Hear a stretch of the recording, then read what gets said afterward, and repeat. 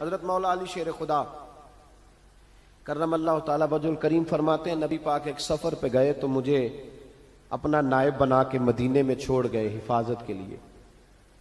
میری باتوں کی سمجھ تو آ رہی ہے نا آپ حضرات کو؟ حضور مجھے چھوڑ گئے، کہتے ہیں میرے پاس مال غنیمت کے تھوڑے سے پیسے تھے، میں سونے کا ایک ہار لایا، ایک لاکٹ لایا اور سیدہ فاطمہ کو تحفہ دیا، پہلی دفعہ سونے کا ہار انہوں نے پہن لیا. نبی پاک علیہ السلام کا طریقہ مبارکہ یہ تھا کہ حضور جب سفر پہ جاتے تھے تو سب سے آخر میں سیدہ فاطمہ کے گھر جاتے اور جب واپس آتے تو سب سے پہلے آتے، سب سے پہلے. حضرت علی کہتے ہیں ایک قاصد آیا، اس نے آ کے بتایا کہ کل نبی پاک واپس آ جائیں گے. سیدہ فاطمہ بڑے دنوں سے انتظار کر رہی تھی کہ حضور آئے نہیں، اتنے دن ہو گئے. جب جا کے بتایا نا کہ کل حضور آئیں گے تو کہتے سیدہ نے صبح سے صفائیاں شروع کر دی، کھانا پکایا اپنے محبوب کے لیے، حضور کے لیے بہترین کھانا بنایا اور بہت ساری تیاری کی. کہتے ہیں حضور آئے، حسب روایت حسب عادت، وہی مبارک عادت جو محبوب کی ہمیشہ سے تھی. نبی پاک آئے، پہلا قدم سیدہ فاطمہ کے گھر میں رکھا، السلام علیکم کہا اور سیدہ نے وعلیکم کہا تو حضور نے ان کا چہرہ دیکھا تو واپس چلے گئے. حضرت فاطمہ رونے لگ گئی. مولا علی شیر خدا کہتے ہیں میں گھر آیا تو بی بی صاحبہ زاروں قطار رو رہی. فاطمہ کیا ہوا؟ کالی پتہ نہیں، حضور سلام لیا واپس چلے گئے، ایسا کبھی ہوا ہی نہیں، پتہ تو کریں. شیر خدا کہتے ہیں میں مسجد میں گیا تو نبی پاک بھی ایک کونے میں بیٹھ کے رو رہے تھے. میں نے کہا یا رسول اللہ آپ یہاں رو رہے ہیں، فاطمہ وہاں رو رہی ہے، بات کیا ہے؟ تو نبی کریم علیہ السلام نے فرمایا وہ میری بیٹی ہو کے سونا پہنتی ہے، اگر فاطمہ بھی سونے سے پیار کرے گی تو امت کی غریب بیٹیاں کدھر جائیں گی؟ وہ بھی سونا پہننے لگ گئی ہے، وہ بھی اگر یہ کام کرے گی تو غریبوں کی بچیاں کس کے طریقے پہ چلیں گی؟ وہ بھی سونا پہنتی ہے. حضرت علی کہتے ہیں میں نے کہا یا رسول اللہ انہوں نے نہیں پہنا، وہ تو میں نے لا کے دیا ہے، انہوں نے خواہش نہیں کی. تو محبوب نے فرمایا اسے جا کے بتاؤ. حضرت فاطمہ الزہرا رضی اللہ تعالی عنہا کو جا کر کے بتایا گیا کہ محبوب پاک تو اس بات سے آپ سے ناراض ہیں. حضرت فاطمہ نے اسی وقت سونا اتارا، کہا علی جو مدینے میں سب سے غریب گھر ہے اسے دے آ جا کے. بھائی نبی پاک نے انہیں سادگی میں رہنا، پاکیزگی میں رہنا سکھایا، انہیں حسن سکھایا، انہیں عبادت سکھائی. نبی پاک علیہ السلام، یہ تو ساری دنیا بیان کرتی ہے کہ امام حسین نبی پاک کے کندھے پہ بیٹھ جاتے تھے سجدے کے عالم میں تو 72 تسبیحیں حضور پڑھتے تھے. پتہ ہے حضور سکھاتے کیا تھے؟ نبی پاک امام حسین کو سجدہ کرنا سکھا رہے تھے. حضور سجدہ کرنا سکھا رہے تھے، سجدہ کرنا.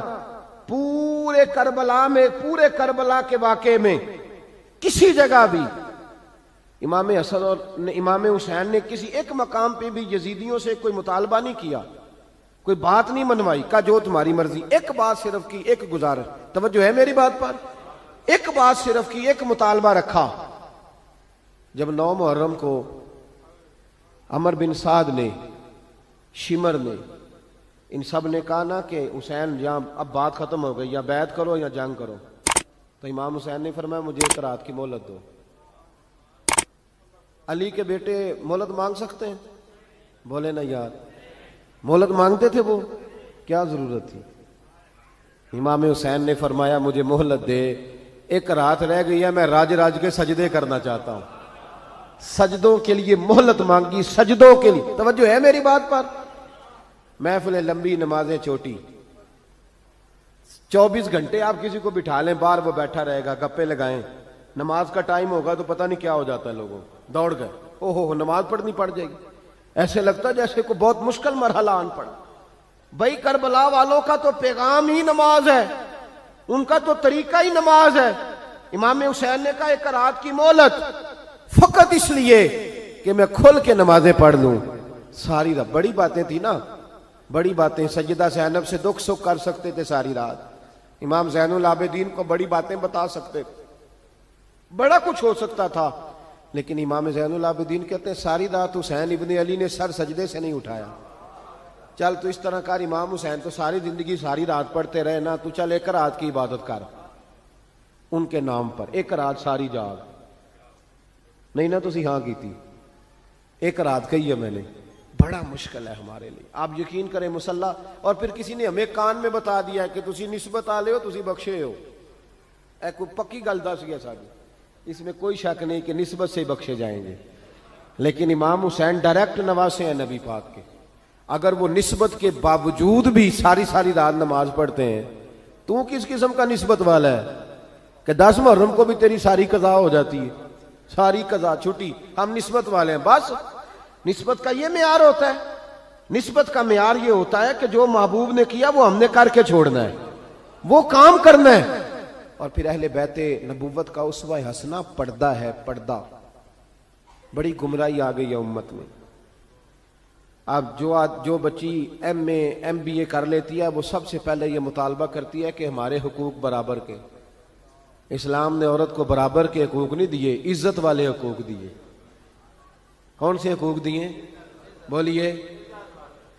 میں ایک یونیورسٹی میں تھا تو ایک بچی نے پیغام دیا، کہنے لگی جی، بچیاں بھی تھی پردے میں بیٹھی ہوئی، لیکچر یونیورسٹی میں ہو رہا تھا، تو اس نے کہا جی عورت کا تو گھر ہی کوئی نہیں ہوتا، عورت کا تو گھر ہی کوئی نہیں، تو ہم کدھر جائیں؟ میں نے کہا چلیں ادیبانہ انداز میں یہ بات درست ہے لیکن حکیمانہ انداز میں درست نہیں. عورت کی تو اللہ تعالیٰ نے ذمہ داری بڑی شاندار رکھی ہے. جب تک باپ جوان ہوتا ہے نا، توجہ ہے میری بات پر، جب تک باپ جوان ہوتا ہے تو بیٹی اس کے گھر رہتی ہے، اور جب بچی جوان ہوتی ہے، ابا تھوڑا بوڑھے ہونے لگتا ہے نا، تو اللہ تعالیٰ خامند کی ڈیوٹی لگا دیتا ہے عورت پر. اور جب خامند تھوڑا بوڑھا ہونے لگ جاتا ہے تو بچے جوان ہو جاتے ہیں. تو میں نے کہا بی بی تو سمجھی نہیں، تو کہتی ہے میرا گھر کوئی نہیں. رب کریم نے تو تیرا محافظ ہمیشہ جوان آدمی کو رکھا ہے، جوان کو، کبھی باپ کو، کبھی بھائی کو، کبھی بیٹے کو، کبھی شوہر کو. تو یہ کیسے؟ اسلام نے تو تیرے لیے جوان خون تیرا محافظ رکھا، اگر تو سمجھے. حضرت فاطمہ نے ساری زندگی پردے میں گزاری، ان کا ننگا سر کبھی سورج نے بھی نہیں دیکھا. یہاں اللہ خیر کرے دینداروں کی بچیاں پردہ نہیں کرتی، حاجیوں نمازیوں کی بچیاں پردہ نہیں کرتی. کپڑے استری نہ ہو تو گھر میں جھگڑا شروع ہوتا ہے، اور بی بی پردہ نہ کرے تو پرواہ کوئی نہیں. حضرت عبداللہ بن سہل ایک تابعی بزرگ ہے، نام یاد رکھنا. عبداللہ بن سہل کہتے ہیں سیدہ زینب جب کربلا سے واپس آئیں تو وہ میری پڑوسن تھیں. 15 سال کہتے میں ان کا پڑوسی رہا ہوں. 15 سال، 15، امام شورانی نے اس کو لکھا ہے، 15 سال میں حضرت زینب کا پڑوسی رہا. کبھی ہوتا ہے نا کہ بی بی برقع پہن کے باہر نکل آتی ہے، بازار جانا ہے، دوائی لینی ہے، کوئی کام ہے. کہتے ہیں 15 سال میں پڑوسی رہا، پر میں نے پردوں میں چھپی ہوئی زینب بھی کبھی نہیں دیکھی.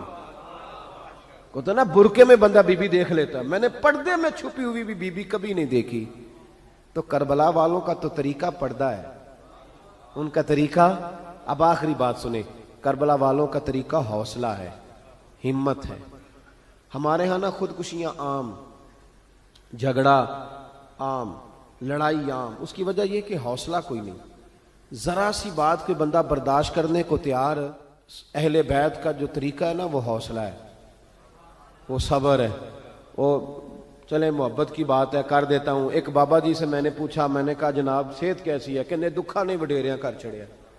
میں کہا کنی عمر تھوڑی؟ کہنا میں عمر تے ایویں 76 کو سال ہے. تو میں کہا دکھاں تو بغیر بھی ہوں تو وڈیریا ہی ہونا سی. بس کر دے، دکھوں کو بدنام کیا ہوا بلا وجہ. اب بس کریں، وڈیرے ہونا تھا کہ نہیں ہونا تھا؟ تو نہ دکھاں دا لا دیتا ہے.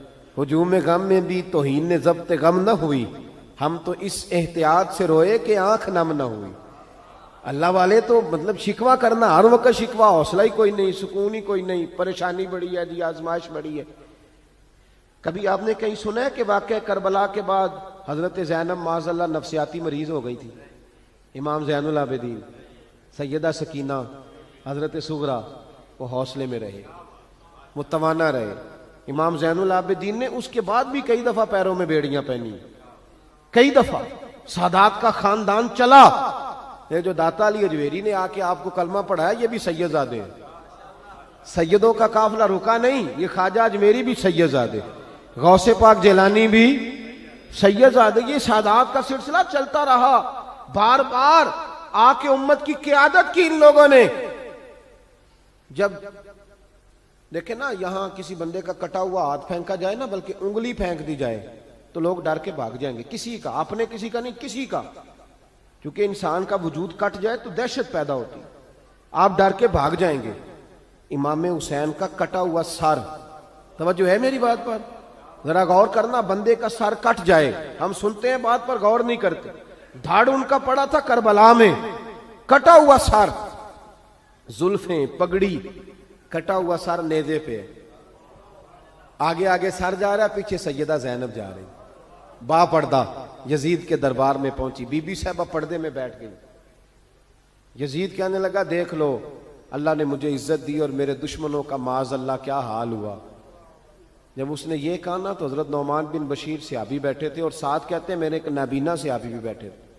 حضرت نعمان بن بشیر کہتے ہیں کہ جب اس نے یہ کہا نا کہ اللہ نے مجھے عزت دی اور نقل کفر کفر نہ باشد، میرے دشمنوں کا یہ حال ہوا، تو کہتے ہیں سیدہ زینب وہاں سے اٹھ کے کھڑی ہو گئی، با پردہ سیدہ زینب کھڑی ہوئی، اور فرماتے ہیں اس طرح نہیں کھڑی ہوئی کہ بیویاں روتی ہیں تو کہتی ہیں ہائے یہ ہو، اس طرح نہیں، حوصلہ، ہمت، اور جس طرح کوئی سیاںا خطیب خطبہ پڑھتا ہے اس طرح سیدہ نے خطبہ پڑھا، پہلے اللہ کی حمد کی، پھر نبی پاک پہ درود پڑھا، اور پھر قرآن پاک کی آیت پڑھی وَتُعِزُّ مَن تَشَاءُ وَتُذِلُّ مَن تَشَاءُ، یہ آیت پڑھی۔